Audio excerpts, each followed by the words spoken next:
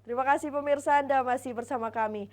Dampak dari kebakaran hutan dan lahan di beberapa kabupaten di Provinsi Sumatera Selatan menyisakan kepulan kabut asap tebal. Akibatnya pasien ISPA di Palembang pun melonjak drastis hingga 45% dari bulan sebelumnya. Tebalnya kabut asap di kota Palembang imbas dari kebakaran hutan dan lahan di beberapa kabupaten di Provinsi Sumatera Selatan. Selain kota Palembang mengalami kekeringan, hal ini juga berpengaruh terhadap kesehatan masyarakat kota Palembang. Banyak pasien di puskesmas setempat yang datang dengan keluhan batuk dan disertai flu, terutama bagi anak-anak usia di atas 5 tahun.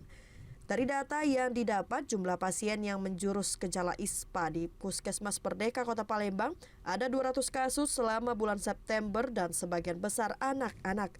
Secara keseluruhan, selama kabut asap, pasien ISPA di Kota Palembang pun meningkat drastis hingga 45%.